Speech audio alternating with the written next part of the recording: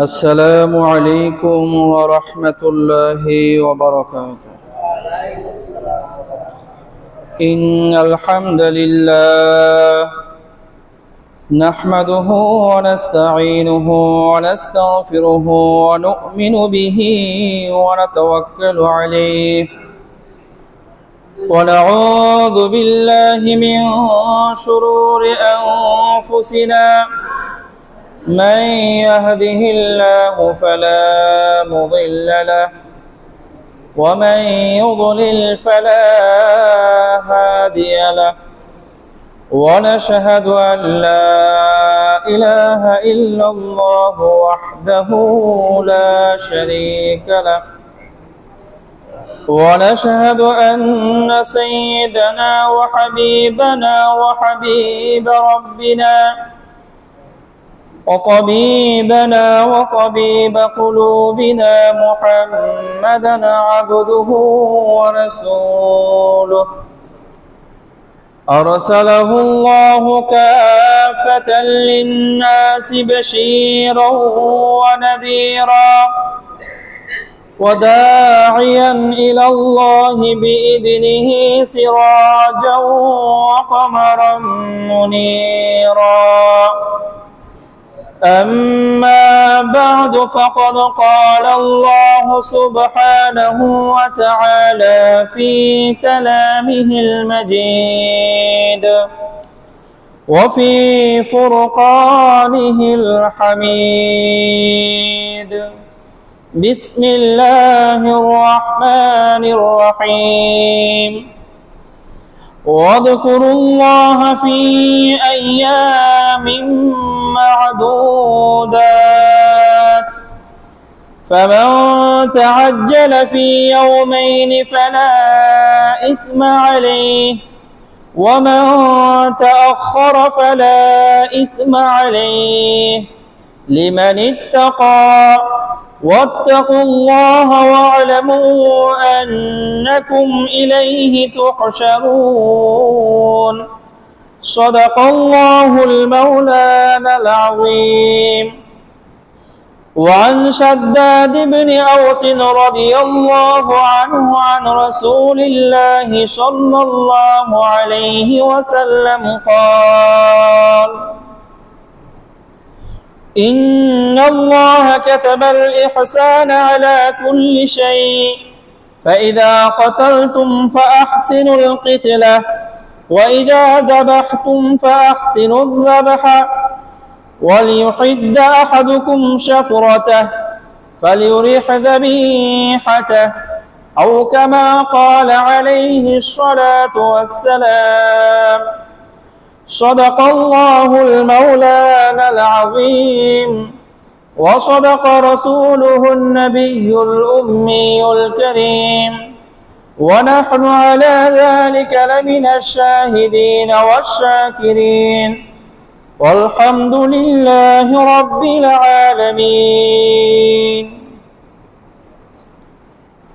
الحمد لله মহান আল্লাহ সুবহানাহু ওয়া তাআলা এর পাক ও সাফ দরবারে লাখো কোটি শুকরিয়া যে মহান আল্লাহ সুবহানাহু ওয়া তাআলা আমাদের সকলকে দীর্ঘ এক সপ্তাহ পর পবিত্র জুমার দিনে জুমার নামাজ আদায়ের উদ্দেশ্যে পৃথিবীর সর্বোৎকৃষ্ট স্থান মহান আল্লাহ সুবহানাহু ওয়া তাআলা এর মনোনীত ঘর মসজিদে এসে জুমার নামাজ আদায়ের পূর্বক্ষণে কোরআন ও হাদিস থেকে কিছু আলোচনা করা এবং শ্রবণ করার তৌফিক এনায়েত করেছেন। এজন্য আমরা সকলে হৃদয়ের অন্তঃস্থল থেকে একবার কালিমাতুশ শুকর পাঠ করি, আলহামদুলিল্লাহ। দেখতে দেখতে আমরা জিলহজ মাসের আজ 7 তারিখে উপনীত হয়ে গেছি। 10 তারিখে ঈদ উল আজহা, কুরবানির ঈদ, আর মাত্র 3 দিন বাকি। ঈদের পূর্বে আমাদের কুরবানির প্রস্তুতি গ্রহণ করা এবং এই ঈদ কেন্দ্র করে আল্লাহ রাব্বুল আলামিনের পক্ষ থেকে আমাদের জন্য বিশেষ এক ইবাদত দান করা, তাকবীরে তাশরিক পাঠ করা। তো কুরবানির প্রস্তুতিমূলক আলোচনা বিগত কয়েক জুমা থেকে হয়ে আসতেছে। আল্লাহ রাব্বুল আলামিন যদি তৌফিক দান করেন সেই সম্পর্কেও ইফতিতামি কিছু আলোচনা করব ইনশাআল্লাহ, এবং তার পূর্বে তাকবীরে তাশরিক সম্পর্কে কিছু আলোচনা করে নেব। পবিত্র কোরআন সূরা বাকারা আয়াত নাম্বার 203, এই আয়াতের মধ্যে আল্লাহ রাব্বুল আলামিন আমাদেরকে নির্দেশ দিয়েছেন ওয়াযকুরুল্লাহা ফি আইয়ামিম মা'দুদাত। বছরের নির্ধারিত কয়েকটা দিন আছে, সেই দিনগুলোর মাঝে তোমরা আল্লাহ রাব্বুল আলামিনকে বেশি করে স্মরণ করবে। নির্দিষ্ট কয়েকটা দিনে বেশি করে স্মরণ করবে। সারা বছরই তো আল্লাহর স্মরণ করা লাগবে।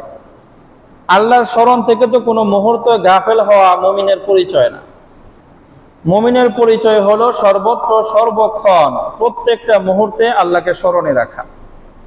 সুখের সময় আল্লাহকে স্মরণে রাখা, দুঃখের সময় আল্লাহকে স্মরণে রাখা, খাবার খাওয়ার সময় আল্লাহকে স্মরণে রাখা, বাড়ির থেকে সফরে বের হওয়ার সময় আল্লাহকে স্মরণে রাখা, সফর থেকে বাড়িতে ফেরার সময় আল্লাহকে স্মরণে রাখা, ব্যবসা বাণিজ্য করার সময়, বেচা বিক্রির সময় আল্লাহকে স্মরণ রাখা। মুমিনের কাজই তো হলো প্রত্যেকটা মুহূর্তে আল্লাহকে স্মরণ রাখা।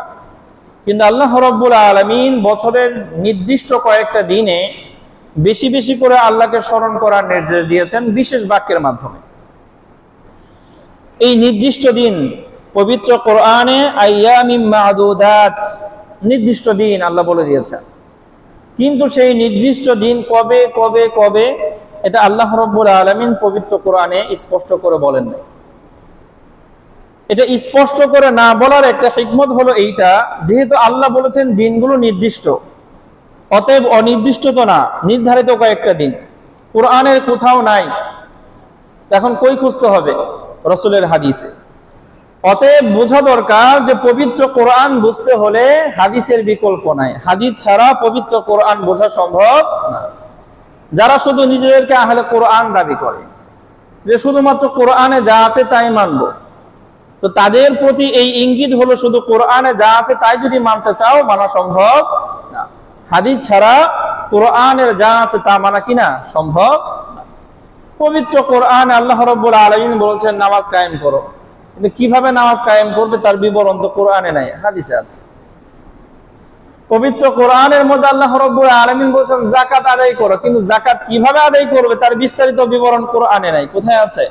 হাদিসে আছে। এখানে ইঙ্গিত হলো দেখো শুধু কোরআন মেনে যদি চলতে চাও চলা সম্ভব না। কারণ রাসূল সাল্লাল্লাহু আলাইহি ওয়াসাল্লাম বলেছেন আমি আমার উম্মতের জন্য দুইটা বিধান রেখে যাচ্ছি, এক হলো কিতাবুল্লাহ আর এক হলো সুন্নাতুর রাসূলি, আল্লাহ রাসূলের সুন্নাহ। অতএব একটা ছাড়া আরেকটা মানা সম্ভব না, দুইটার সমন্বয়ে আমল করতে হবে। তো আল্লাহ রাব্বুল আলামিন বললেন বছরের নির্দিষ্ট কয়েকটা দিনে আমাকে বেশি বেশি করে স্মরণ করবা। এখন আমরা যদি প্রশ্ন করি আল্লাহ সেই নির্দিষ্ট দিন কোনটা কোনটা, আল্লাহ পবিত্র কোরআনে বলে দেন নাই, তার হাবিব বলে দিয়েছেন। আল্লাহ আহকামুল কোরআন হাদিস নাম্বার 1563, এবং বুখারী শরীফের মধ্যেও এই হাদিসটা আছে 969তম হাদিস। হযরত আব্দুল্লাহ ইবনে আব্বাস রাদিয়াল্লাহু আনহু বর্ণনা করেন যে আল আইয়ামুল মা'দুদাত আইয়ামুত তাশরীক, যে নির্দিষ্ট দিনগুলোতে আল্লাহ রাব্বুল আলামিন আল্লাহকে বেশি করে স্মরণ করতে বলেছেন সেগুলো হলো তাশরীকের দিন, আইয়ামুত তাশরীক। আইয়ামে তাশরীক এটা কবে, এর বিস্তারিত বিবরণ আবার তাখরিজুজ জাদিল মাআদ এবং নাসবুর রায়া আরো বিভিন্ন কিতাবের মধ্যে হযরত আবুল আসওয়াদ রাদিয়াল্লাহু আনহু বর্ণনা করেছেন কানা আব্দুল্লাহ ইবনে মাসউদ রাদিয়াল্লাহু আনহু ইউকাব্বিরু মিন সালাতিল ফজর ইয়াওম আরাফা। আব্দুল্লাহ ইবনে মাসউদ রাদিয়াল্লাহু আনহু এই তাকবীরে তাশরীক পাঠ করতেন আরাফার দিনের ফজর থেকে নিয়ে। আরাফার দিনের ফজর, আরাফার দিন মানে হলো জিলহজ মাসের 9 তারিখ, জিলহজ মাসের 9 তারিখ, আজকে হলো 7 তারিখ, তো 9 তারিখ হবে রবিবার। কি বার? রবিবার। তো এই 9 তারিখ ফজরের পর থেকে নিয়ে শুরু করতেন ইলা সালাতিল আসরি মিন ইয়াউমিন নাহার, কুরবানির সর্বশেষ দিন পার হওয়ার পরে আসর পর্যন্ত ইয়াকুলু, তাকবীরে তাশরিক কিভাবে পাঠ করতেন? তিনি বলতেন এভাবে, আল্লাহু আকবার, আল্লাহু আকবার, লা ইলাহা ইল্লাল্লাহু, আল্লাহু আকবার, ওয়া লিল্লাহিল হামদ। আল্লাহ রাব্বুল আলামিনের অশেষ মেহেরবানি যে এই তাকবীরটা আমরা অনেক মানুষই পারি, আলহামদুলিল্লাহ। তো এই তাকবীরটা এই জিলহজ মাসের 9 তারিখ ফজরের পর থেকে নিয়ে 13 তারিখ আসর পর্যন্ত মোট 23 ওয়াক্ত নামাজ। কয় ওয়াক্ত? 23 ওয়াক্ত নামাজ। এই প্রত্যেক ওয়াক্ত নামাজের পরে আব্দুল্লাহ ইবনে মাসউদ রাদিয়াল্লাহু আনহু থেকে বর্ণিত হলো তিনি এই তাকবীরে তাশরিক পাঠ করতেন। শুধু তিনি না, হযরত আবু বকর সিদ্দিক রাদিয়াল্লাহু আনহু, উমর ফারুক রাদিয়াল্লাহু আনহু, আব্দুল্লাহ ইবনে আব্বাস, আবু হুরায়রা সহ আবার অনেক সাহাবায়ে কেরাম থেকে বর্ণিত আছে যে তিনারা এই আমলটা নিয়মিত করতেন। তিনারা নিয়মিত এই আমলটা করতেন। আলহামদুলিল্লাহ। তো এই তাকবীরে তাশরিক আমরা কিভাবে আদায় করব, কিভাবে পালন করব, এটা নিয়ে বিস্তারিত আলোচনা আছে। একটু মনোযোগ দিয়ে শুনি। বছরে একটা সময় আসে, এই সময়ে নির্দিষ্ট কয়েকটা দিনে এই তাকবীর পাঠ করতে হয়। কিভাবে পাঠ করা লাগে, কে কে পাঠ করবে, কার জন্য পাঠ করার প্রয়োজন নাই, এই বিষয়গুলো আমরা সকলেই মাথায় নিয়ে রাখি। তো প্রথম বিষয় বললাম হলো 9 তারিখ ফজরের পর থেকে নিয়ে 13 তারিখ আসরের পর পর্যন্ত মোট 23 ওয়াক্ত নামাজে ফরজ নামাজের পর সাথে সাথে এই তাকবীর পাঠ করতে হবে। এই তাকবীর পাঠ করা লাগবে না শুধু এক শ্রেণীর মানুষের জন্য, যারা মুসাফির, যারা মুসাফির শরীয়তের দৃষ্টি থেকে যারা সফরে আছে তাদের জন্য এটা পাঠ করা ওয়াজিব না, আবশ্যক না। তবে তারাও যদি পাঠ করে তাতে সমস্যা নাই, কিন্তু তাদের জন্য কি না, আবশ্যক না। একমাত্র মুসাফির ব্যক্তির জন্য এটা আবশ্যক না। এছাড়া বাকি যারা আছে সকলের জন্য ওয়াজিব। প্রত্যেক ফরজ নামাজির জন্য ওয়াজিব, প্রত্যেক ফরজ নামাজির জন্য। একজন ব্যক্তি জামাতের সাথে ফরজ আদায় করেছে তার জন্য ওয়াজিব। একজন ব্যক্তি একাকী ফরজ নামাজ আদায় করেছে তার জন্য ওয়াজিব। একজন ব্যক্তি মসজিদে জামাতে ফরজ নামাজ পড়েছে তার জন্য ওয়াজিব। আরেকজন ব্যক্তি অন্য কোথাও জামাত করে নামাজ পড়েছে তার জন্য ওয়াজিব। একজন পুরুষ মানুষ ফরজ নামাজ আদায় করেছে, ফরজ নামাজের পর তার জন্য তাকবীরে তাশরিক পাঠ করা ওয়াজিব। একজন মহিলা মা বোনেরা ঘরে নামাজ পড়েছে ফরজ নামাজ, ওই নামাজের পরে তাদের জন্য তাকবীরে তাশরিক পাঠ করা ওয়াজিব। তারা জামাতের সাথে যে পাঠ করতে নামাজ পড়তেছে ফরজ নামাজ তার জন্য ওয়াজিব। যেই মানুষটা একাকী ফরজ নামাজ আদায় করতেছে তার জন্য ওয়াজিব, পুরুষের জন্য ওয়াজিব, নারীর জন্য ওয়াজিব, সকলেই পাঠ করবে। তবে একটু পার্থক্য হলো নামাজের পরে, এই নামাজের পরে নামাজের পরে নামাজের পরে তো খেয়াল করি, এদিকে খেয়াল করি। পুরুষ মানুষ যারা আছে মসজিদে জামাতের সাথে একাকী যারা এই ফরজ নামাজ পাঠ করেছে, নামাজের পরে যে তাকবীরে তাশরিক পাঠ করবে এটা তারা উঁচু স্বরে পড়বে। কি স্বরে? উঁচু স্বরে। যেরকম আমরা স্বাভাবিকভাবে আমল দেখতেছি, আমরা নিজেরাও আমল করে থাকি। তবে আমাদের মা বোন যারা আছে বাড়িতে নামাজ পড়ে তারা এতটা উঁচু স্বরে পড়বে না যে পর পুরুষ আমার শব্দ শুনতে পায়। সে স্বাভাবিকভাবে এতটুকু শব্দ করে পড়বে যেন তার নিজের কান পর্যন্ত শব্দ আসে। আমাদের মা বোন যারা আছে তারা ফরজ নামাজ পড়ার পরে তাকবীরে তাশরিক পাঠ করবে এতটুকু শব্দে শুধুমাত্র নিজের কান পর্যন্ত যেন কি আসে, শব্দ আসে, উঁচু স্বরে পড়বে না। আর এই আমলটা হলো ফরজ নামাজ শেষ হওয়ার সাথে সাথে, বিলম্ব করা যাবে না। দুই দিকে সালাম ফেরানো হয়ে গেছে সাথে সাথে এই তাকবীরে তাশরিক পাঠ করা। আরেকটা বিষয় হলো আমরা যখন জামাতের সাথে নামাজ পড়ি, এটা নামাজ যখন শেষ হয়ে গেল তখন তাকবীরে তাশরিক আমরা সবাই পাঠ করবো, সবার জন্য ওয়াজিব। সবার জন্য কি ওয়াজিব? এই তাকবীরে তাশরিক পাঠ করার জন্য ইমাম লাগবে না। কি লাগবে না? বুঝেন নাই? নামাজের মধ্যে তাকবীরে তাহরিমা আমি যদি ইমামের আগে দিয়ে নামাজ তো হইব না, ইমাম আগে দেবে, আমি পরে দেব। রুকুতে ইমাম আগে যাবে, আমি পরে যাব। সিজদায় ইমাম আগে যাবে, আমি পরে যাব। সালাম ইমাম আগে ফেরাবে, আমি পরে ফেরাবো। কিন্তু তাকবীরে তাশরিক এমন না যে ইমাম সাহেব না পড়লে পড়ুক, না বসে থাকি, না। তাকবীরে তাশরিকের জন্য ইমামের দরকার নাই।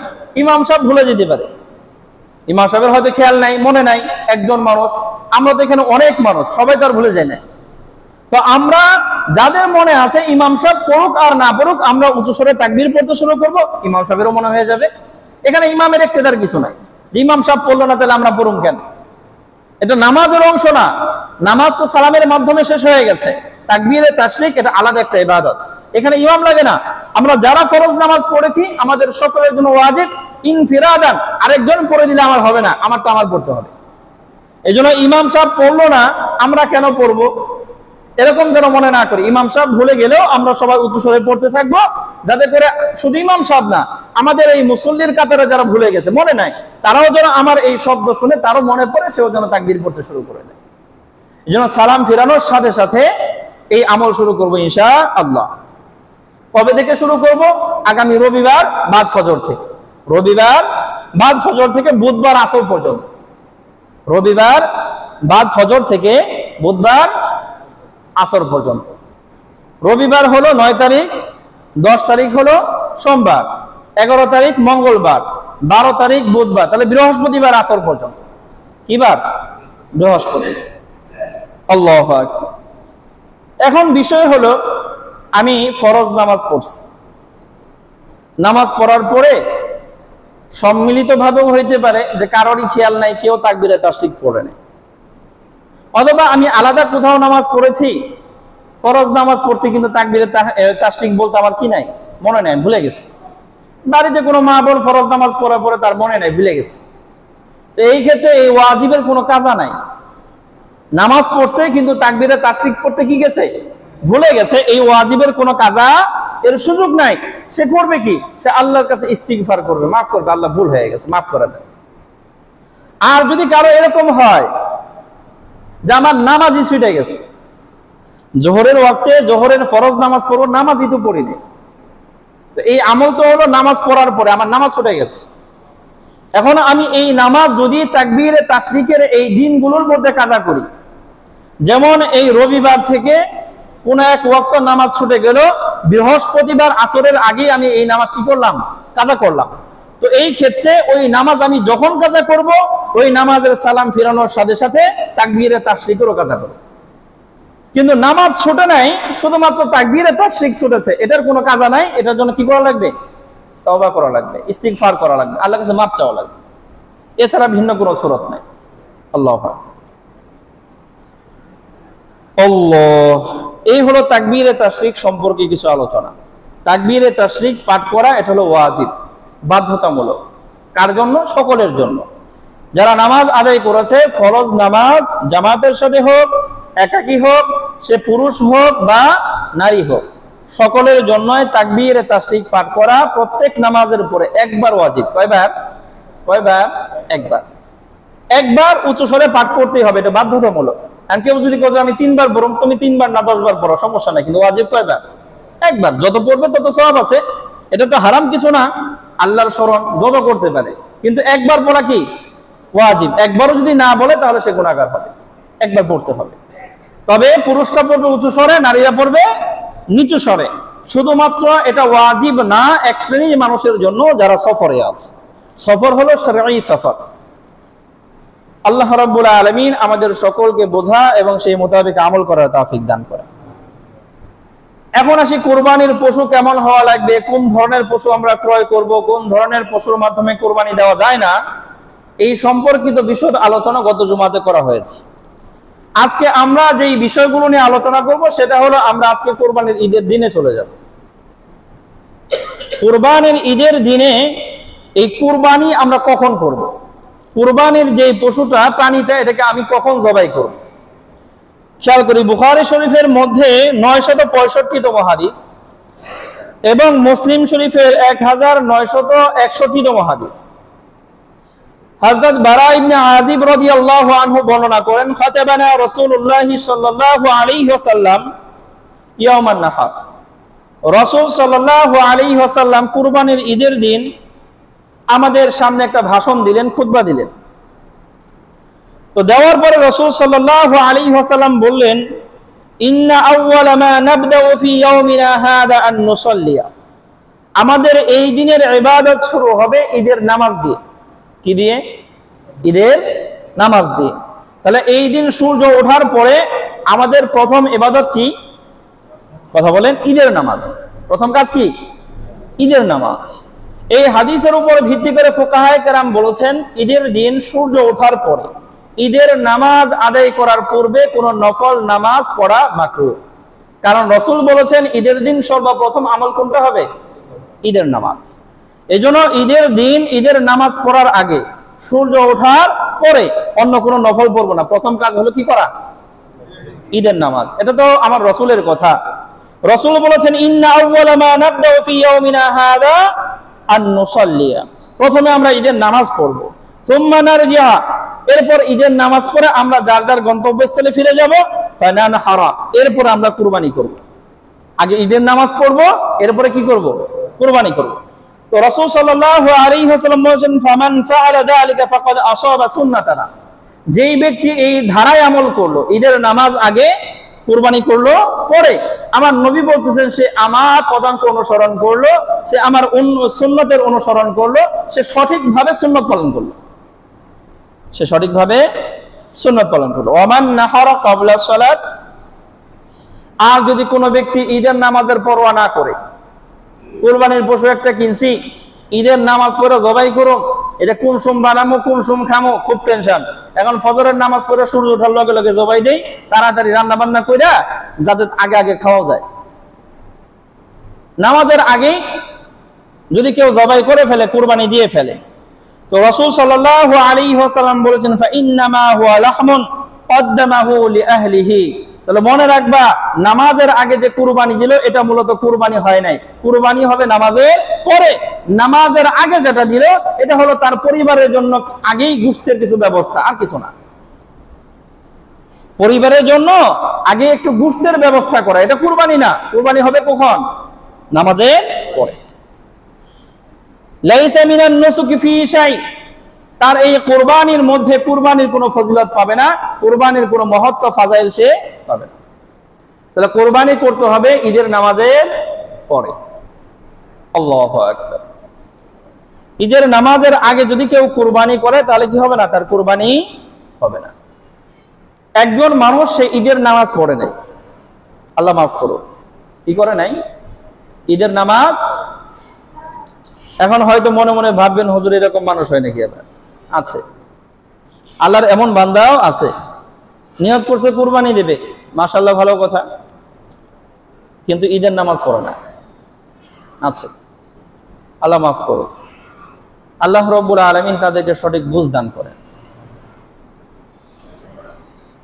আল্লাহ সুবহানাল্লাহ।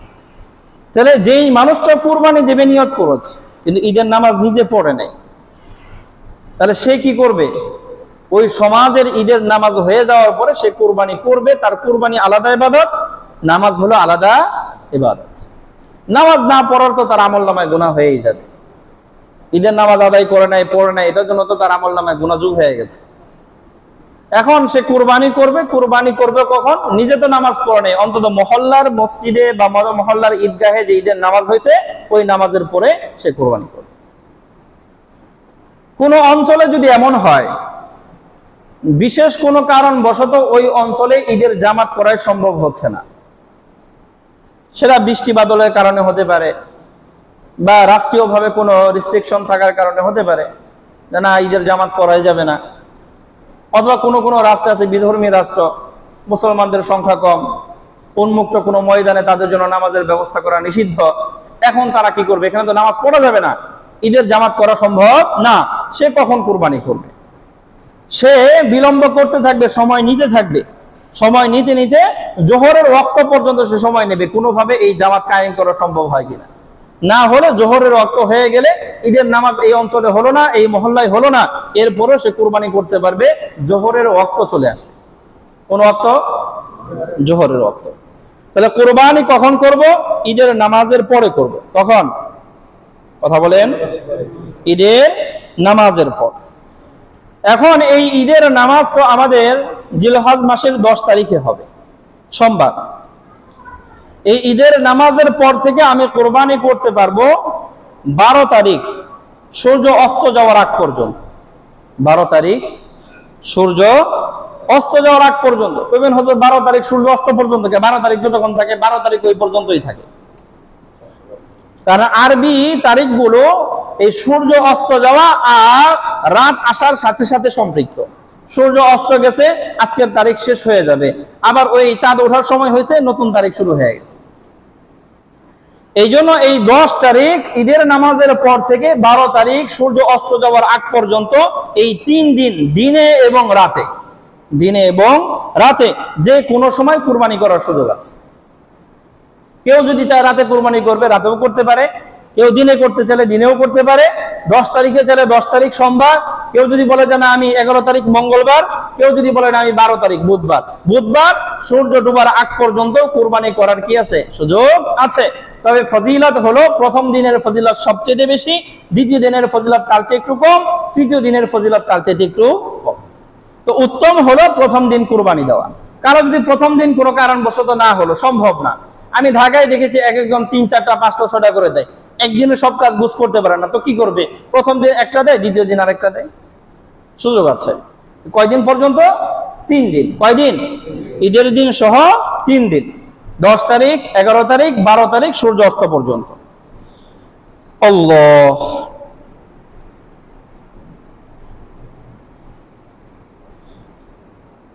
এখন আরেকটা মাসআলা এই সম্পর্কে, কুরবানি দাতা, যেই মানুষ কুরবানি দেবে সেই মানুষটা এক দেশে আর তার কুরবানি হবে আরেক দেশ। যেমন আমাদের এই দেশের অনেক মানুষ প্রবাসে থাকে, সৌদিতে আছে, সিঙ্গাপুরে আছে, আরো বিভিন্ন রাষ্ট্রে আছে।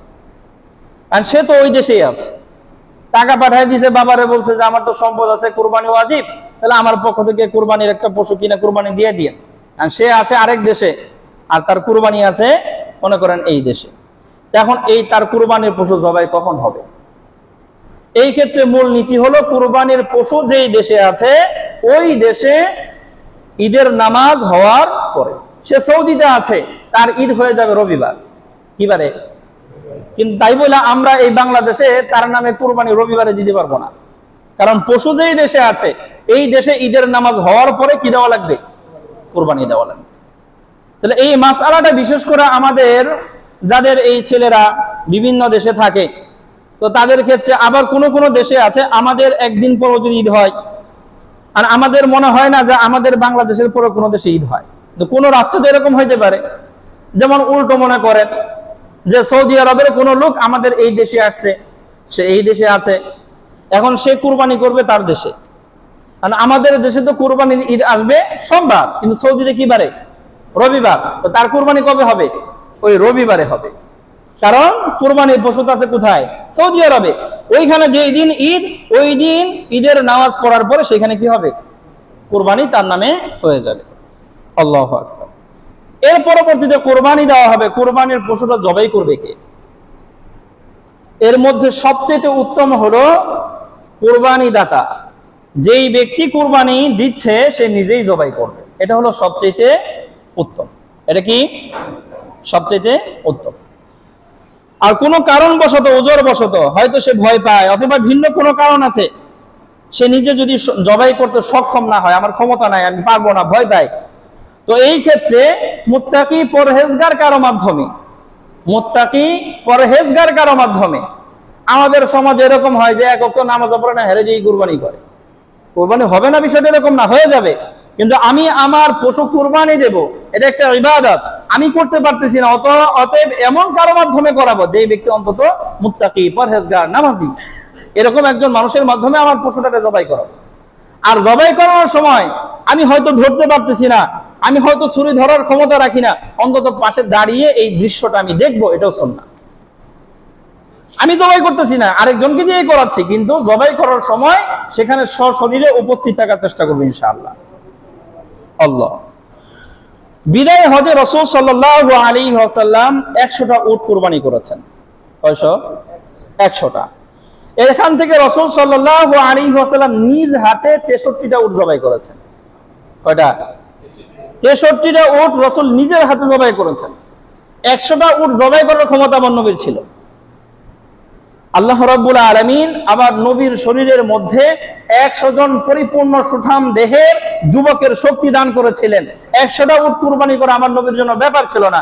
100টার মধ্যে 63টা করেছেন, আর বাকি এই 37টা করার জন্য রাসূল সাল্লাল্লাহু আলাইহি ওয়াসাল্লাম হযরত আলী রাদিয়াল্লাহু আনহুকে এরকম সুযোগ করে দিয়েছিলেন, তুমি দাও। রাসূল সাল্লাল্লাহু আলাইহি ওয়াসাল্লাম কুরবানি দিয়েছেন, নিজ হাতে জবাই করেছেন। এইজন্য নিজ হাতে জবাই করা এটাই হলো সুন্নাহ। আমাদের যাদের সুযোগ আছে আমরা সকলেই নিজের কুরবানির পশুটা নিজের হাতে জবাই করার চেষ্টা করব ইনশাআল্লাহ। জবাই সংক্রান্ত আরেকটা বিষয় খেয়াল করব, আমি জবাই করতে পারতেছি না, আরেকজনকে দিয়ে জবাই করাচ্ছি, এই ক্ষেত্রে একটা মাসআলা আমরা জেনে নেই। এই জবাই করে আমারটা আরেকজন জবাই করে দেবে, এই করে দেওয়াটা কারো দায়িত্ব না। আমার গরুটারে জবাই করে দিবে, এটা কি না কারো দায়িত্ব না। এই গরু জবাই করবো কে? আমার দায়িত্ব ছিল, আমি করব। মসজিদের ইমাম সাহেব, মুয়াজ্জিন অথবা এলাকার অমুক তমুক কারো দায়িত্ব না, দায়িত্বটা কার? আমার নিজের। এখন আমি আমার দায়িত্ব পালন করতে পারতেছি না, আরেকজনকে দিয়ে করাবো। এখন এই ক্ষেত্রে আমার নিজের থেকে উচিত হলো তারে কিছু হাদিয়া দেওয়া। এখন এই ক্ষেত্রে আমাদের প্রশ্ন আসে, যেটা 1 লক্ষ টাকা দিয়ে গরু কেনা যায়, কথা বলেন, 1.5 লক্ষ টাকা দিয়ে গরু কেনা যায়, কিন্তু যে মানুষটা জবাই করে দিছে তারে 100 টাকা দিতে গেলে হাত কাঁপে, কথা বলে। কারণ ওই যে মানুষটা জবাই করে দিয়েছে তাকে যে আমি হাদিয়া দেবো, এই হাদিয়ার সবটাও আমার আমল নামায় যোগ হবে, এটাও কুরবানির সাথে সম্পৃক্ত। এটাও কি, কথা বলেন, কুরবানির সাথে সম্পৃক্ত। এখন মাসআলা জিজ্ঞেস করা হয়, হুজুর এখন এই যে জবাই করে কি টাকা নেওয়া যায়? বুঝেন না? আল্লাহ মাফ করুন। জবাই যে করে দেবে সে বিনিময় নিতে পারবে, এটা তার জন্য হালাল, এটা তার শরীয়তের পক্ষ থেকে বাধ্যতামূলক কোনো দায়িত্ব না। তুমি ইমামতি করো, সমাজের সব গরু তোমার জবাই করে দিতে হবে, দায়িত্ব তার না। একজন মুয়াজ্জিন, তার দায়িত্ব, এটা তার না। এখন করে দিচ্ছে, যদি কেউ ফ্রি করে দেয় আলহামদুলিল্লাহ, সমস্যা নাই। আর যদি কেউ বিনিময় নির্ধারণ করে নেয় যে হ্যাঁ আমি একটা গরু জবাই করলে আমার 1000 টাকা দেওয়া লাগবে, এটা তার অধিকার আছে, সে চাইলে নির্ধারণ করতে পারবে, এটা শরীয়তের মাসআলা। কথা বুঝেন না? আমার বাড়িতে একজন মানুষ ছোট্ট একটা কাজ আমি একজনকে দিয়ে করাবো, তারে বললাম যে কাম করাইতে কত নিবা, আর সে যদি বলে 2000 টাকা না দিলে করুম না, তখন কি এটা নিয়ে মাসলা জিগাইবেন? কথা কর না, তখন তো এটা নিয়ে মাসলা জিগাইবেন না। এই কাজটাও তো তার ছিল না, তারে যে আমি করাবো। এখন যদি সে বলে যে আমি করে দিতে পারি, একটা গরু জবাই দিয়ে দিলে আমার 1000 টাকা দিতে হবে, বাস আলহামদুলিল্লাহ দিতে হবে, তাহলে ওই তার জন্য নেওয়া জায়েজ আছে কিনা এটা পরের কথা। সে নিতে পারবে, এটা তার জন্য জায়েজ, এবং সে চাইলে এটা নির্ধারণ করে নিতে পারবে যে নিচে আমি আপনার গরু জবাই দিতে পারবো না। মাসআলাটা ক্লিয়ার তো? কথা বলেন। এখন হয়তো আমাদের অনেকের মুশকিল লাগবে, হুজুর নিজের পক্ষে মনে হয় বলে ফেলাইলো। আমার এই সমাজের মধ্যে যে কয়টা 2-1টা গরু কুরবানি হয়, আমি তো কোনোটা জবাই করতে যাই না, কথা বলেন। স্বাভাবিক তো, আমার বাজার মসজিদ না, কথা বলেন না। আমি কি গরু জবাই করি কারোটা, তো ওই টাকা কি আমার পকেটে ঢুকবে? এটা মাসআলা, কথা বলেন না। এই মাসআলা দিয়ে আমার কোনো লাভ নাই, এটা মাসআলা শরীয়তের বিষয়, আপনাদের জানানো দরকার, আমি জানাই দিচ্ছি, বাস এতটুকু। এই মাসআলা নিয়ে আমার পকেট ভারী হবে না, আল্লাহু আকবার। এই জন্য জোর গলায় বলতে পারি যে আমার পকেট ভারী হওয়ার তো কোনো মাসআলা নাই, স্বাভাবিক মাসআলা এটা। যেই মানুষ দিয়ে আমি আমার পশুটাকে জবাই করাইলাম, ওই মানুষটা এর হাদিয়া তো নিতে পারবেই পারবে, এবং কি নির্ধারণ করে আমার সাথে চুক্তি করেও নিতে পারবে, এটা তার জন্য জায়েজ আছে। আল্লাহু আকবার। এরপরে খেয়াল করি, যে এই মানুষটা গরু জবাই করবে, ছুরি ধরবে, যে মানুষটা কি ধরবে? ছুরি ধরবে। এবং এই আনুষঙ্গিক যে কাজগুলো যারা করে দেবে, এই গরু জবাই করে দিছে, অথবা গরু আমার এই চামড়া ছুলাই দিছে, অথবা আরো আনুষঙ্গিক কিছু কাজ করে দিয়েছে, তারা চাইলে আমার কাছ থেকে বিনিময় নিতে পারবে, সেই বিনিময় আমার জন্য দেওয়া বাধ্যতামূলক। কিন্তু এই বিনিময় হিসেবে কোনো ক্রমে কুরবানির পশুর এই গোশত দেওয়া যাবে না, কথা বুঝি না। যে আপনি তো চাইছেন 500 টাকা, ঠিক আছে আপনি এখানে বসেন, এইখান থেকে 1 কেজি গোশত দিয়ে এটার দাম 700 টাকা, এটা জায়েজ হবে না। কুরবানির পশুর যে গোশত আছে এটা বিক্রি করা যায় না, এটা মজুরি হিসেবে দেওয়া যায় না, পারিশ্রমিক হিসেবে দেওয়া যায় না। একজন জবাই করছে, তার সাথে চুক্তি হয়েছে 500 দিতে হবে, আপনি 500 টাকা তারে দিয়ে দিলেন, এরপরে বললেন যে আপনি একটু দাঁড়ান, আপনার একটু গোশত হাদিয়াও দিয়ে দিই, কোনো সমস্যা নেই। কিন্তু এই গোশত তার মজুরি হিসেবে দেওয়া কথা বলেন, যাবে না। কার মজুরি? যেই মানুষটা চুরি ধরছে তার মজুরিও দেওয়া যাবে না। যেই মানুষটা শোয়ানোর, আমার গরু শোয়াইতে গিয়া একটু পরিশ্রম দিছে তাকেও দেওয়া যাবে না। যে মানুষ গরু শোয়াইতে একটু কাজ করে দিছে তারও এটা মজুরি হিসেবে দেওয়া যাবে না। মজুরি যদি আলাদা নির্ধারণ করে ওইটা পরিশোধ করার পরে এমনি হাদিয়া দেই তাহলে সমস্যা নেই। আমার বাড়িতে যে মানুষটা কাজ করে নিয়মিত, কাজের লোক আছে না, ওরে বেতনের একটা অংশ থেকে কইলাম তোর তো বেতন দেই 3000, এই মাসে 2500 দিব আর ওই 500 টাকার গুস্ত দিয়ে দিব, জায়েজ হবে না। 3000 সে বেতন পায়, 3000 টাকা দেওয়ার পরে আপনি যদি তারে এই গুস্ত দিয়ে দেন তাহলে এটা তার জন্য হাদিয়া, কোনো সমস্যা হবে না। আরেকটা মাসআলা নিয়ে একটু কৌতূহল আমাদের মনের ভিতরে থাকে। আমাদের বাড়িতে যে কর্মচারী আছে, এই কর্মচারীরে আমরা যেরকম ভাবে টাকা দেই, বেতন দেই, ওইরকম ভাবে তো তারে আনার সময় বইলা নিছি তোমার খাওয়ানো দিব, কি দেব? খাবার এবং আলাদা বেতন। খাবারটাও তো আসলে তার বেতনের অন্তর্ভুক্ত হয়ে যায়। এখন যদি তার এই কুরবানি গোশত খাওয়াই তাহলে তো হালাল হইব না। এরকম একটা মাসআলা আমাদের সমাজে কি আছে? প্রচলিত আছে। কুরবানির যেই গোশত আমরা পরিবারের লোকজন খাচ্ছি, আমার যে কাজের লোককে আমার পরিবারের এই খাবারটাই খাওয়াই, তো ওই কুরবানির গোশত যখন আমি আমার পরিবারের জন্য রান্না করলাম, এই গোশত আমি আমার কাজের লোককে খাওয়াইলে এটা হারাম হবে না, কারণ তারা তো আমার পরিবারের খাবারটা দেয়। আমি কুরবানির গোশত তো পরিবারের লোকদের জন্য রান্না করেছি, স্বাভাবিক প্রতিদিন যেরকম তারা আমি খাবার দিতাম এখান থেকে তারা খাবার দেব। এই মাসআলাটা অনেকেই না জানার কারণে একটু হিমশিম খায়, আবার কেউ এটাকে সুযোগ মনে করে, হুজুর আমরা গরুর গোশত রান্না খাবো কিন্তু ওরা দিব না, এরকম যেটা জায়েজ নাই। কথা বুঝেন না? ওরা আলু ভর্তা রান্না দিয়ে দিব না, এরকম কিছু না। বরং স্বাভাবিক আমার ফ্যামিলির জন্য আমি যে খাবারটা রান্না করেছি সেখান থেকে আমার কাজের লোক সারা বছর যেরকম খাইতে পারে, ঈদের মৌসুমে কুরবানির গোশত দ্বারা যখন আমার পরিবারের খাদ্য তৈরি করা হয়েছে সেটা সে খাইতে পারবে, কিন্তু আলাদা মজুরি হিসেবে দেওয়া যাবে না। পরিবারের লোকরা যেরকম খাচ্ছে ওইভাবে খেতে পারবে। আল্লাহু আকবার। এরপরে খেয়াল করি জবাই করাটা কেমন হবে, কিভাবে জবাই করব। এই ক্ষেত্রে রাসূল সাল্লাল্লাহু আলাইহি ওয়াসাল্লামের ছোট্ট একটা হাদিস, এই হাদিসটা মুসলিম শরীফের মধ্যে আছে 1955তম হাদিস। হযরত শাদ্দাদ ইবনে আউস রাদিয়াল্লাহু আনহু বর্ণনা করেন, রাসূল সাল্লাল্লাহু আলাইহি ওয়াসাল্লাম বলেছেন, ইন্নাল্লাহা কাতাবাল ইহসান আলা কুল্লি শাই। আল্লাহ রাব্বুল আলামিন প্রত্যেক প্রাণীর উপর ইহসান করা, দয়া করা আমাদের জন্য আবশ্যক করে দিয়েছেন।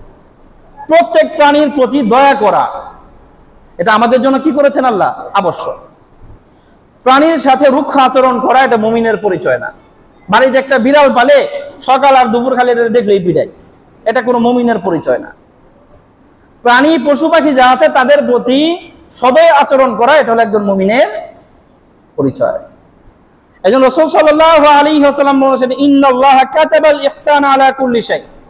আল্লাহ রাব্বুল আলামিন প্রত্যেকটা জিনিসের উপর, প্রত্যেকটা মাখলুকের উপর দয়া করা এটা আমাদের জন্য আবশ্যক করে দিয়েছেন। পবিত্র কোরআনের মধ্যে কাতাবা শব্দ যেখানে ব্যবহার হয় ওটার মানে হলো ফরজ। ইয়া আইয়ুহাল্লাযীনা আমানু কুতিবা আলাইকুমুস সিয়াম, তোমাদের জন্য রোজা ফরজ।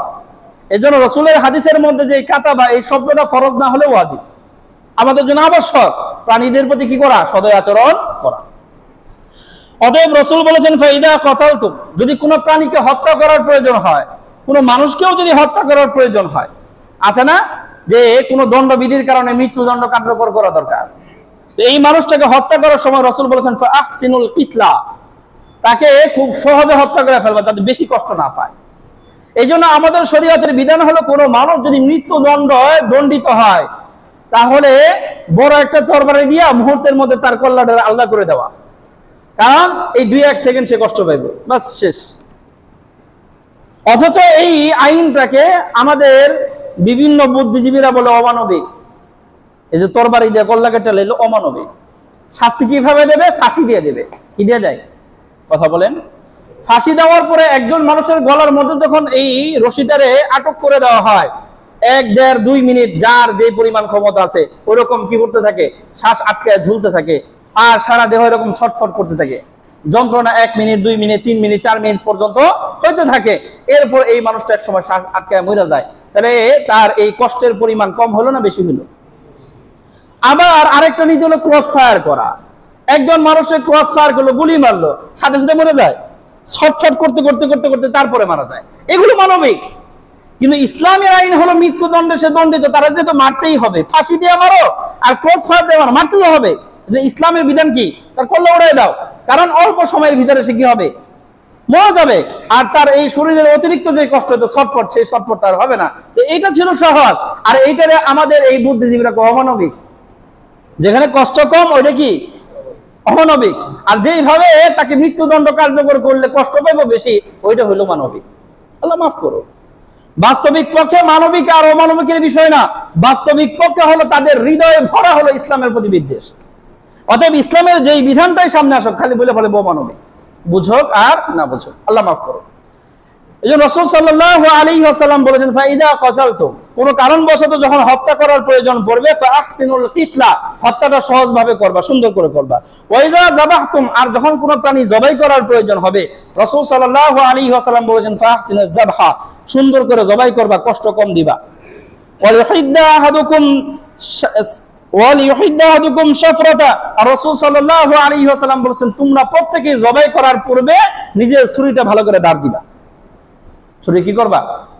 ভালো করে দাঁড় দিবা। ফালিউরিহ যাবিহাতা, যাতে করে তোমার এই জবাইকৃত প্রাণীটা একটু স্বস্তি বোধ করে, কষ্ট কম পায়। এই হলো বিধান।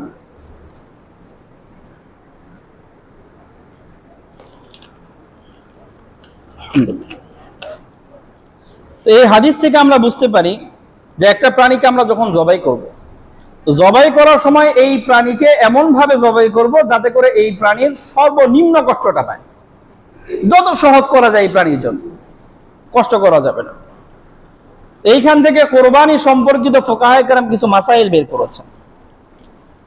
প্রথম বিষয় হলো, যেই প্রাণীকে আমরা জবাই করব, জবাই করার পূর্বে তাকে আমরা খাবার খাওয়াবো, স্বাভাবিক আচরণ তার সাথে। যেই স্থানে নিয়ে জবাই করব, কোন একটা মাঠে, রাস্তার ধারে, যেইখানে নিয়ে জবাই করব, ওই পর্যন্ত তাকে সুন্দর করে নিয়ে যাব। তাই না হাসরিয়া গলার মধ্যে ফাঁস লাগাইয়া ওইরকম ভাবে না, স্বাভাবিক ভাবে হাঁটিয়ে সুন্দর করে যেই জায়গায় তাকে জবাই করা হবে ওই জায়গা পর্যন্ত নিয়ে যাব, যাতে করে এই পশুকে নিয়ে যাওয়ার সময় সে কষ্ট না পায়। এরপরে ওই পশুটাকে জবাই করার জন্য আমি শোয়াবো, শোয়ানোর সময় যেন প্রয়োজনের অতিরিক্ত কষ্ট তাকে না দেওয়া হয়। আমরা বেশিরভাগ মানুষ আনারি হওয়ার কারণে আসলে এটা বুঝি না কিভাবে শোয়াইতে হয়, যার কারণে 2-3টা বাঁশ লইয়া ওই গরুর উপরে এমন ভাবে চাইবে বসে ওর হাড্ডি ভেঙে যাবে, এমন একটা অবস্থা হয়। আবার ফেলানোর সময় এত জোরে ধাক্কা মারি, অনেক সময় এই ধাক্কায় পইড়া অর্ধেক জান এমনি জায়গা। আমাদের এই না জানা না পারার কারণে হয়। বিশেষ করে আমরা দেখবো প্রত্যেকটা অঞ্চলে যারা কষাই আছে, নিয়মিত গরু জবাই করে, ওরা দেখবেন এই কাজগুলো খুব সহজে করতেছে, কারণ প্র্যাকটিস করা জানে। তা আমরা জানি না, যার কারণে বেশি কষ্ট হয়ে যায়। এখন জানি না, করতে তো হবে। এরপরেও করার সময় খেয়াল করব অতিরিক্ত কষ্ট যেন প্রাণীকে না দেওয়া হয়। যতটুকু চাপ দিলেই চলবে, এর চাইতে বেশি চাপ না। যেইভাবে ধরা দরকার বাস ওইভাবে, এর চাইতে অতিরিক্ত কষ্ট যেন প্রাণীকে দেওয়া না হয়। এরপরে খেয়াল করব এই পশুটাকে বাম কাঁধে কিবলামুখী করে শোয়াবো, বাম কাঁধে কিবলামুখী করে শোয়াবো। কি মুখী? কিবলামুখী, ওর চেহারাটা যেন কিবলার দিকে থাকে, এভাবে বাম কাঁধে শোয়াবো। এরপরে এই শোয়ানোর আগেই ছুরি যেটাতে জবাই করবো ওটা আগেই তো ধার দিয়ে রাখবো। যদি খেয়াল না থাকে, ধার দিতে মনে নাই, এখন গরুটারে শোয়াইছে, এরপরে মনে হয় ছুরি তো ধার দিই নেই, তাহলে অন্তত ওই যেই পশুকে আমি জবাই করব ওই পশুর সামনে ছুরি ধার দেব না, আড়ালে দেব। যেই পশুকে জবাই করব ওই পশুর সামনে না, এটা কোথায় করব? আড়ালে। এরপরে হলো এক পশুর সামনে আরেক পশুকে জবাই করব না। কুরবানির গরু 2টা জবাই হবে পাশাপাশি, একটার সামনে আরেকটা না। একটা জবাই করার পরে আরেকটা না, একটু পাশে জবাই করেন, একটার সামনে আরেকটা করা না। যদি একটা পশুর সামনে আরেকটা পশুকে কি করা হয়? জবাই করা হয়, তাহলে ও জবাই করার আগেই জবাইয়ের যে যন্ত্রণা সেটা ভিতর থেকে শুরু হয়ে যাবে। ও বুঝতে পারবে একটু পরে আমার গলাও এইভাবে কাটবে। তো ওই যন্ত্রণা হয়তো জবাই করার সময় ওর যন্ত্রণা শুরু হয়ে গেছে 5 মিনিট আগে থেকে। এই জন্য এক পশুর সামনে আরেক পশুকে জবাই না করা। আল্লাহ রাব্বুল আলামিন বোঝার তৌফিক দান করেন। এরপরে খেয়াল করব নিয়ত করা। কি করা? কুরবানি যে দিচ্ছি, কুরবানি কি করা? নিয়ত করা। নিয়ত কোথায় হয়? নিয়ত হয় মনে। কোথায়? আমি যখন কুরবানির পশু ক্রয় করছি, এখন কি কুরবানি করা নিয়তেই ক্রয় করছি না? কথা বলেন। এই গরুটারে বাড়ির থেকে মাঠ পর্যন্ত নিয়ে গেছি কোন দুঃখে? কুরবানি দেওয়ার নিয়তেই তো। বাস নিয়ত তো ভিতরে আছে, কুরবানি দিচ্ছি। অতএব মুখে চিল্লায়া মাইকি কি করে নিয়ত করার কোনো প্রয়োজন নাই। নিয়ত কোথায়? নিয়ত কোথায়? মনে। নিয়ত মানে ইচ্ছে করা। ইচ্ছে কি মুখ দিয়ে চিল্লায়া হয় না মনের থেকে হয়? কথা বলেন। বাস, মনে মনে নিয়ত করা, মুখে নিয়ত করার কোনো প্রয়োজন নাই। এরপরে আরেকটা বিষয় আসে হলো কুরবানি যারা করবে, 5 জন 6 জন 7 জন 1 জন যাই হোক, যে জবাই করবে তার হাতে বিশাল বড় একটা তালিকা দেয়া, হুজুর আগে এটা পড়েন তারপরে জবাই করেন। এই তালিকা কার জন্য দরকার? আমি যে এই 6 জনে কুরবানি দিচ্ছি অমুক অমুক অমুক, এটা কি ইমাম সাহেবরা জানানো দরকার নাকি আল্লাহকে জানানো দরকার? তো এটা যদি ইমাম সাহেব পাঠ না করে তাহলে তো আল্লাহ জানবে না। কথা বলেন। এই তালিকা যদি ইমাম সাহেব পাঠ না করে বা যাকে দিয়ে জবাই করাইতেছি সে যদি না পড়ে তাহলে কার আল্লাহ জানবো? কথা বলেন, কেমনে জানবো আল্লাহ? ইন্নাল্লাহা আলিমুম বিযাতিস সুদূর, আল্লাহ রাব্বুল আলামিন আমার ভিতরের সব কথা জানেন। তাহলে আমি অমুক অমুকে কুরবানি দিবেলে সেটা আল্লাহ জানে না? যদি আল্লাহর জন্যই হয় তাহলে এটা পাঠ করার কোনো প্রয়োজন নাই। আর যদি আশপাশের মানুষদেরকে জানানো দরকার হয় যে আমরা দিয়েছি, তাহলে দরকার আছে। তাহলে পাঠ না করলেও চলবে। হ্যাঁ, যদি কেউ বলে পাঠ করেন হুজুর, বাস সে করে দিল, তাদেরও সমস্যা নাই। কিন্তু মনে রাখতে হবে আমার নিয়তের মধ্যে যেন কোনো ঘাপলা না থাকে। মানুষদেরকে জানানোর নিয়ত না, মানুষদেরকে দেখানোর নিয়ত না, পাঠ করা নিয়ত এরকম না যে আমরা অমুক অমুকে আছি দেখো, না। এই জন্য পাঠ করানোর প্রয়োজন নাই। যদি কেউ করতে বলে তাহলে যে জবাই করবে সে পাঠ করে নিলেও কোনো সমস্যা নাই। এরপর জবাইকারী এবং জবাইকারী যারা সহযোগী আছে, এই ছুরি যারা আরো আনুষঙ্গিক ধরতেছে, মূলত যে জবাই করতেছে তার জন্য বিসমিল্লাহি আল্লাহু আকবার বলা হলো ওয়াজিব, বলতেই হবে তার। আর সহযোগী যারা আছে তারাও বলবে, এটা উত্তম। যে জবাই দিচ্ছে সেও বলবে বিসমিল্লাহি আল্লাহু আকবার। আর এই ছুরি ধইরা তার হাতে ধরছে, অমুকে ধরছে, আরো যারা সহযোগী আছে তাদের জন্য পড়াটা হলো উত্তম, তাদের জন্য ওয়াজিব না। কিন্তু যে জবাই করতেছে তার জন্য পড়া কি ওয়াজিব, বিসমিল্লাহি আল্লাহু আকবার। এখন এই প্রাণী জবাই করার সময় যদি কেউ ইচ্ছাকৃত বিসমিল্লাহ ছাইরা দেয়, কি করে জবাই দিয়েছি বিসমিল্লাহ কমু না, কথা বলছেন না? তাহলে এই প্রাণী জবাই হবে না। এই প্রাণী কি হবে না? জবাই হবে না, এটার গোশত হালাল হবে না, কুরবানি তো হয়ই নাই। আর যদি ভুলে ছেড়ে দেয়, জবাই দিবে বিসমিল্লাহি আল্লাহু আকবার বলার তার ইচ্ছে ছিল কিন্তু মনেই নাই বলতে, জবাই দিয়ে ফেলাইছে, তাহলে কুরবানিও হয়ে গেছে, এই প্রাণীর গোশতও হালাল। আল্লাহ রাব্বুল আলামিন এই উম্মতের ভুল আর ভুলে যাওয়াকে মাফ করে দিয়েছেন। রাসূল সাল্লাল্লাহু আলাইহি ওয়াসাল্লাম বলেছেন, রুফিয়ান উম্মতি আল খাতা ওয়ান নিসিয়ান, এই উম্মতের আল্লাহ রাব্বুল আলামিন ভুল আর ভুলে যাওয়াকে মাফ করে দিয়েছেন। এজন্য ভুলে যদি কেউ বিসমিল্লাহি আল্লাহু আকবার বলতে ভুলে যায়, খেয়াল নাই, জবাই করছে, তাহলে এটা হালাল হয়ে গেছে, কুরবানি হয়েছে, গোশতও হালাল। আর যদি কেউ ইচ্ছা করে না পড়ে, তাহলে এটা কুরবানিও হয় নাই, গোশতও হালাল না। খেয়াল থাকবে তো ইনশাআল্লাহ। আল্লাহু আকবার। এখন এই কুরবানি দেওয়ার সময় দোয়া কোনটা? যে জবাই করবে বিসমিল্লাহি আল্লাহু আকবার, এটাই দোয়া। অতিরিক্ত লম্বা চড়া কোনো দোয়া পড়তে হবে বাধ্যতামূলক তা না, বাধ্যতামূলক হলো বিসমিল্লাহি আল্লাহু আকবার। অতিরিক্ত কোনো দোয়া বাধ্যতামূলক না, যদি কেউ পড়তে চায় পড়তে পারবে। যেমন আমাদের এই সমাজের মধ্যে প্রচলন আছে, যে জবাই দিবে তাকে আমরা বলি সে পশু শোয়ানোর পরে এইরকম দোয়া পড়তে থাকে, ইন্নী ওয়াজ্জাহতু ওয়াজহিয়া লিল্লাযী ফাতারাস সামাওয়াতি ওয়াল আরদা হানিফা ওয়া মা আনা মিনাল মুশরিকিন ইন্না সলাতি ওয়া নুসুকি ওয়া মাহইয়ায়া ওয়া মামাতি লিল্লাহি রাব্বিল আলামিন লা শারীকা লাহু ওয়া বিযালিকা উমিরতু ওয়া আনা মিনাল মুসলিমিন। এটা পশু শোয়ানোর সাথে সাথে ছুরি একটা হাতে লইয়া এই গরুর গলার মধ্যে ছুরিটা ঠেকাইয়া এই দোয়া যদি পড়বার চায়, কথা বুঝেন না, 1 মিনিট তো এমনি দেরি হইব, পশুর কষ্ট বেশি হবে না? পশুকে যারা শোয়াচ্ছে, আমি জবাই করবো, আমার যদি দোয়া পড়তে মনে চায়, তারা শোয়াইতেছে, আমি দোয়া পড়তে শুরু করে দেই, যদি লম্বা দোয়া করতে চায়, পড়তে মনে চায়। আসলে কুরবানি করার জন্য, জবাই করার জন্য দোয়া হলো বিসমিল্লাহি আল্লাহু আকবার, বাস যথেষ্ট। এর চাইতে অতিরিক্ত দোয়া আবশ্যক না। কেউ চাইলে পড়তে পারে, তবে পশু শোয়ানোর পরে, ছুরি ফিট করার পরে না, আগে। আল্লাহু আকবার। এরপরে জবাই করার পরে একটা দোয়া, ছোট একটা দোয়া, এটা বাধ্যতামূলক না, কেউ চাইলে পড়তে পারে। আল্লাহুম্মা মিনকা ওয়া বিকা, বলেন আল্লাহুম্মা মিনকা ওয়া বিকা। আর একটু বড় দোয়া হইতে পারে, আল্লাহুম্মা তাকাব্বালহু মিন্নি কামা তাকাব্বালতা মিন হাবিবিকা মুহাম্মদ ওয়া খলিলিকা ইব্রাহিম আলাইহিস সালাতু ওয়াস সালাম। এখন যারা জবাই দিবে, জবাই দেওয়ার পরে যদি এই দোয়া করতে চায়, এখানে দোয়া আছে আল্লাহুম্মা তাকাব্বালহু মিন্নি, এটা অর্থ হলো হে আল্লাহ আপনি আমার পক্ষ থেকে কবুল করেন। তা আমার পশু আমি জবাই দিলে না, আমার পক্ষ থেকে কবুল করেন, অন্য কেউ, কথা বলেন।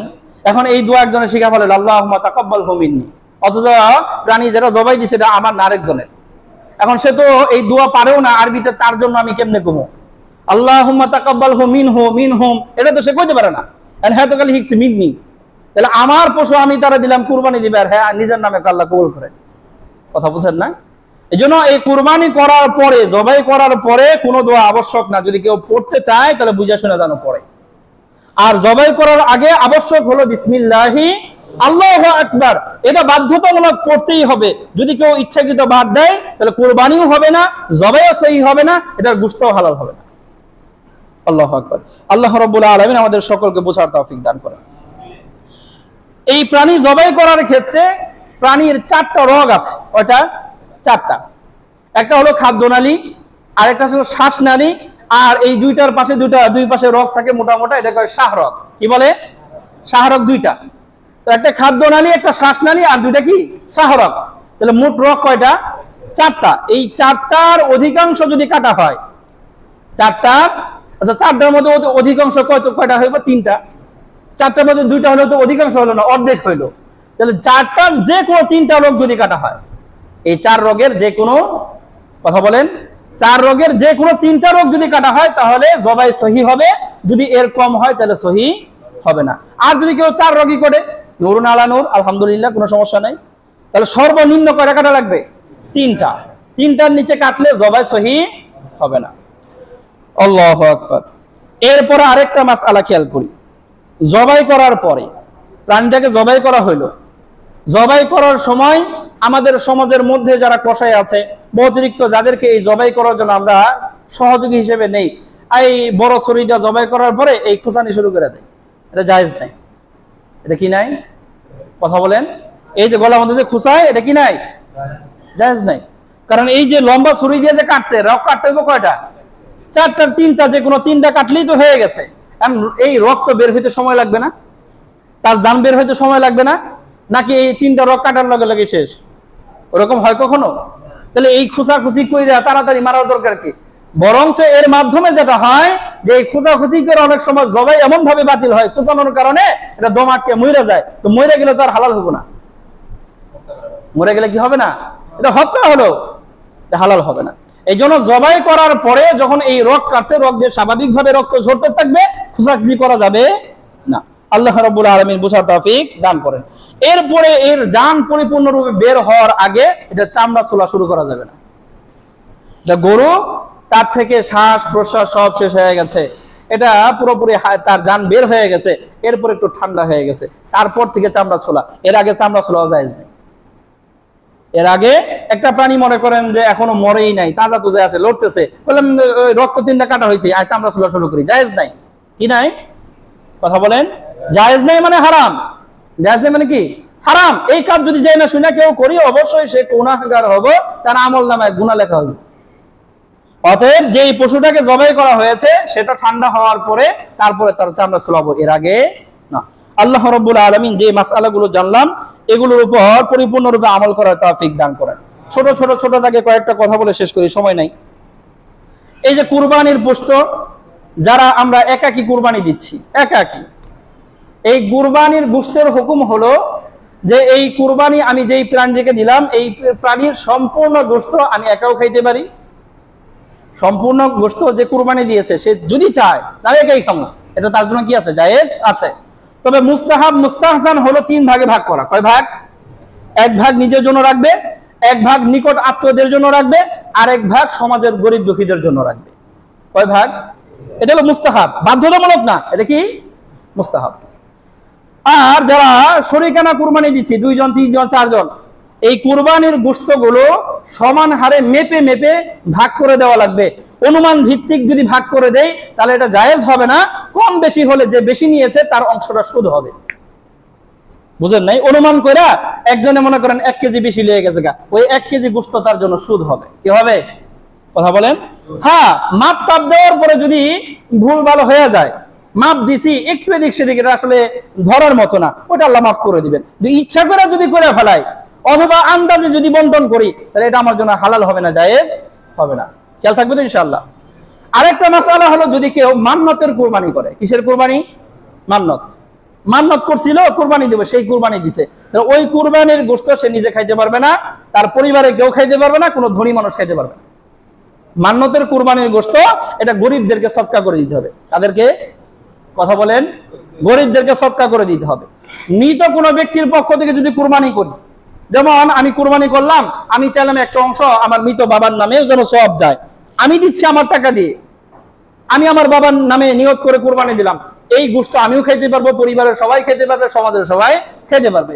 কিন্তু আমার বাবা মরার আগে সে বলে গেছে, বাবা আমি মরার পরে তুমি আমার নামে কুরবানি দিও, বাবা বলে গেছে, এবং সেই বাবা ওই পরিমাণ সম্পদ রেখে গেছে যে ওই 3 ভাগের 1 ভাগ থেকে, বাবার রেখে যাওয়া সম্পদের 3 ভাগের 1 ভাগ থেকে আমি কুরবানি করতে পারবো। তো সব ভাই ওই 3 ভাগের 1 ভাগ থেকে টাকা রাইখা কুরবানির জন্য আলাদা বাপের টাকা, বাপে বলে গেছিল, ওই বাপের টাকা দিয়ে কি দিছে, বাপের নামে কুরবানি দিছে। এটা ওই মান্নতের কুরবানির মতো, নিজে খেতে পারবে না, ধনীরাও, কথা বলেন, খাইতে পারবে না। কিন্তু আমি নিজের টাকা দিয়ে দিছি, শুধু নিয়ত করছি বাবার, তাহলে ওটা আমিও খেতে পারবো, সবাই খেতে পারবে। কিন্তু বাবাই বলে গেছিল আর বাবার টাকা দিয়ে করছে, ওটা মান্নতের হয়ে গেছে, তো ওইটা ধনীরা কেউ খাইতে পারবে না। ওটা কাদের মধ্যে? গরিবদের মধ্যে সদকা করে দিতে হবে। এরপরে খেয়াল করি, কুরবানির গোশত, চামড়া, চর্বি কোনো কিছুই বিক্রি করা জায়েজ নাই। চামড়াও বিক্রি করা কি নাই, কথা বলেন, জায়েজ নাই। এই চামড়ার মাসআলা হলো, যদি আমি চাই নিজে ব্যবহার করব, জায়েজ আছে। যদি আমি চাই কাউরে হাদিয়ে দিব, গরিবদের কানা, একজন ধনী বন্ধু তারই হাদিয়ে দিব, তাও জায়েজ আছে। তাও কি আছে, কথা বলেন, জায়েজ আছে। হাদিয়া যদি দিতে চাই, আমি ব্যবহার করতে পারবো, আমি যে কাউকে হাদিয়া দিতে পারবো, ধনী গরিব সবাইরে। কিন্তু যদি বিক্রি করে ফেলায়, বিক্রি করা আমার জন্য জায়েজ নাই, যদি বিক্রি করে ফেলায়, তাহলে এই বিকৃত চামড়ার যে মূল্য, এটা গরিবদের মাঝে সদকা করে দিতে হবে, এটা আর কোনোভাবেই ব্যবহারের সুযোগ নাই। হাদিসের মধ্যে আছে, রাসূল সাল্লাল্লাহু আলাইহি ওয়াসাল্লাম বলেছেন, মান বাআ জিলদা উদহিয়াতিন, যে ব্যক্তি তার কুরবানির পশুর চামড়া বিক্রি করলো, ফালা উদহিয়াত লাহু, তার কুরবানি হবে না। কারণ কুরবানি হবে না মানে আসলে কুরবানি বাতিল হবে তা না, তার কুরবানি পরিপূর্ণ হলো না। কুরবানি কি হলো না? পরিপূর্ণ হলো না। এটা রাসূলের কথা, আমার কথা না। মান বাআ জিলদা উদহিয়াতিন, যে ব্যক্তি কুরবানির পশুর চামড়া বিক্রি করলো, ফালা উদহিয়াত লাহু, তার কুরবানি পরিপূর্ণ হবে না। যেটা আমার দায়িত্ব না এই চামড়া বিক্রি করা, চামড়া বিক্রি করা আমি কুরবানি দিচ্ছি, আমার কি না, দায়িত্ব না। আমি এটা নিজে ব্যবহার করলে করলাম, না করলে বাস এই চামড়াই হাদিয়া দিয়ে দিব। সেটা আমি যদি আমার কোনো ধনী বন্ধুরে দিবার মন চায় তাও দিয়েন, আর যদি মনে চায় যে না মাদ্রাসা, মসজিদ, মাদ্রাসা, বিভিন্ন মাদ্রাসা, এতিমখানায় যে গরিব পোলাপান পড়ালেখা করে তাদের জন্য দিয়ে দেয়, বাস ওইখানে চামড়া দিয়ে দিবেন, ওটা বেচা টাকা দিবেন না, ওটা আপনার কাজ না। চামড়া বেচে ওটা টাকা দেওয়া আপনার কি না, কাজ না, ওটা তো বাধ্য, কারণ বেচা জায়েজ নাই, না জায়েজ কাম এটা করছেন, না এটা করবেন কি, কথা বুঝেন না? চামড়া বেচা আপনার জন্য কি নাই, মাসলা বুঝেন না? চামড়া বেচা আমার জন্য কি নাই, জায়েজ নাই, তো না জায়েজ কাম আমি করতে যাম কেন? যদি কইরা ফেলাই তাহলে জরিমানা হলো পুরোটা কি দিতে হবে, সাদকা করে দিতে হবে। তো ওই কাজে আমি যাবো কেন, আমি বেচতেই যাবো না, আমি এটা সরাসরি আমার যারে মনে চায় আমি তারা হাদিয়া দিয়ে দিব। যদি মনে চায় মাদ্রাসা দিতে মাদ্রাসায় দেবো, যদি মনে চায় কোনো বন্ধুরে হাদিয়া দিতে তারাই দেবো, যদি চায় কোনো ব্যবসায়ীর হাদিয়া তারও দিয়ে দিয়ে, বেচা যাবে না। যদি বেচেন তারপর ওটা বাধ্যতামূলক মাসআলা। আল্লাহ রাব্বুল আলামিন আমাদের সকলকে বোঝার তৌফিক দান করেন। আর অনেক মাসাইল আছে, আসলে সময় সংকীর্ণতার কারণে সব বলা সম্ভব হলো না। যতটুকু আলোচনা হলো আল্লাহ রাব্বুল আলামিন আমাদের সকলকে এর উপর আমল করার তৌফিক দান করেন। এক নজরে, একটু সময় বেশি হয়ে যাচ্ছে আজকে, এক নজরে এই ঈদের দিনের কয়েকটা সুন্নত শুধু বলে দেই তাড়াহুড়া। ঈদের দিনের সুন্নত হলো খুব ভোরে ঘুম থেকে ওঠা, খুব ভোরে, প্রতিদিন ফজরের সময় উঠি, ওই ঈদের দিন আরো আগে উঠবো তাহাজ্জুদের সময় ইনশাআল্লাহ। খুব ভোরে মানে কি, সূর্য ওঠার লগে লগে ফজর পড়বো কেটা দেয়, কথা বুঝেন না? মুমিনের প্রতিদিন ভোর তো হয় ফজরের সময়, ওই সময় তো উঠেই পড়ে মুমিনে। ঈদের দিন আরো আগে উঠবে মানে কি, তাহাজ্জুদের সময় উঠবে। আল্লাহ তৌফিক দান করেন। দ্বিতীয় সুন্নাহ হলো ভালোভাবে মিসওয়াক করে নেবে, যাতে করে ওই যে ঈদগাহে যখন যাব আশপাশের কেউ আমার মুখের দুর্গন্ধে কষ্ট না পায়। গোসল করতে হবে যেন শরীরের দুর্গন্ধ থেকে কেউ কষ্ট না পায়। সুন্দর ও পরিষ্কার কাপড় পরতে হবে, নতুন কাপড় বাধ্যতামূলক না, সুন্দর পরিষ্কার কাপড়, সুন্দর পরিষ্কার কাপড় পরা, এটা হলো সুন্নাহ। নতুন কাপড় পরা সুন্নত না। অনেকে বাবার গলায় ছুরি ধরে, নতুন কাপড় না দিলে, বুঝেন নাই, আল্লাহ মাফ করো। এরপরে হলো যথাসম্ভব সাজসজ্জা করা, সুগন্ধি ব্যবহার করা। এরপরে কুরবানির গোশত দিয়ে, যারা কুরবানি দিচ্ছি তাদের জন্য কুরবানির ঈদের দিনের কুরবানির গোশত দিয়ে প্রথম খাবার খাওয়া। কুরবানির গোশত দিয়ে প্রথম খাবার খাওয়া, এটা সুন্নাহ। তাহলে কুরবানির ঈদের দিন ঈদের মাঠে যাওয়ার আগে কিছুই খাবো না, কিছুই খাবো না। এরপরে মাঠ থেকে আসার পরে কুরবানি দিয়ে এখন কইবেন হুজুর আমাদের সমাজের রীতি, ওগুলা কইতে গেলে তো কাম সারা। আমি যেই প্রাণীকে কুরবানি দিচ্ছি এটা তো আমার হক পুরোটা, আমি যেভাবে মনে চাই বন্টন করতে পারি, আমার ইখতিয়ার। কিন্তু আমার সমাজ আমাকে বাধ্য করে অর্ধেক আমগো দেওয়ানি লাগবে, জায়েজ নাই। রাগ করেন আর যাই করেন, শরীয়তের মাসআলা এটা যে আমি আমার একটা জিনিস আপনারা দিতে চাই না, আপনি জোর করে নেবেন, জায়েজ নাই। কথা বুঝেন না কি? নাই, জায়েজ নাই। এটা নিয়ে বিস্তারিত আলোচনা করার ইচ্ছে ছিল, সময় নাই তো। আচ্ছা যাই হোক, এখন আমি আমার পশু কুরবানি দিচ্ছি, আমি 1 কেজি 2 কেজি 3 কেজি যা আছে একটু গোশত এখান থেকে কাইটা তাড়াতাড়ি পরিবারে দিয়ে দিলাম, তাড়াতাড়ি রান্না করো। এটা রান্না হলে তো আমি খাইতে পারি, এটা সুন্নাহ। কথা বুঝেন না? এখন 7 জন শরীক আছি, তাহলে অল্প একটু গোশত কেটে 7 ভাগ করে 7 বাড়িতে পাঠাই দেন, সমান সমান করে 7 বাড়িতেই প্রাথমিক রান্না হলো, সবাই কুরবানি গোশত দিয়ে কি করলো, প্রথম খাবার খেলো। এটা হলো সুন্নাহ। যারা সম্ভব আপনারা করেন, আমি চেষ্টা করি আলহামদুলিল্লাহ। আল্লাহ রাব্বুল আলামিন যখন থেকে সামর্থ্য দিয়েছেন আমি প্রত্যেক বছর এটাই চেষ্টা করি, এটাও একটা সুন্নাহ। রাসূল সাল্লাল্লাহু আলাইহি ওয়াসাল্লাম পালন করতেন, আমিও করব। বাস যাদের সম্ভব হয় করে নেবেন ইনশাআল্লাহ। এরপরে হলো আগে আগে ঈদগাহের ময়দানে যাওয়া, ঈদগাহে গিয়ে নামাজ আদায় করা, ঈদের নামাজ আদায় করার আগে এবং ঈদের নামাজ আদায় করার পর ঈদগাহে কোনো নফল নামাজ না পড়া। এরপরে খেয়াল করি পায়ে হেঁটে ঈদগাহে যাওয়া। কেমনে যাওয়া? পায়ে হেঁটে। একটু অনেক দূরে যখন হয় সম্ভব না, তখন আপনারা সাওয়ারি নিয়ে গেলেন। যাদের কাছে আছে অন্তত কি যাওয়া, পায়ে হেঁটে যাওয়া, এটা একটা সুন্নাহ। এবং যাবার সময়, বিশেষ করে কুরবানির ঈদের দিন যাবার সময়, আমি যাচ্ছি ঈদের মাঠে, জোরে জোরে তাকবীর পড়তে পড়তে যাব। আল্লাহু আকবার, আল্লাহু আকবার, লা ইলাহা ইল্লাল্লাহ, আল্লাহু আকবার, ওয়ালিল্লাহিল হামদ। আলহামদুলিল্লাহ আমরা সবাই পারি। হ্যাঁ, এরপরে সম্ভব হলে এক রাস্তা দিয়ে আমি ঈদগাহে যাব, আর এক রাস্তা দিয়ে ফিরবো, যাতে করে সমাজের প্রত্যেকের হালচাল আমি একটু খোঁজ খবর নিতে পারি। আল্লাহ রাব্বুল আলামিন আমাদের সকলকে এই আলোচনাগুলোর উপর পরিপূর্ণরূপে আমল করার তৌফিক দান করেন। আমিন। ওয়া আখিরু দাওয়ানা আলহামদুলিল্লাহি রাব্বিল আলামিন।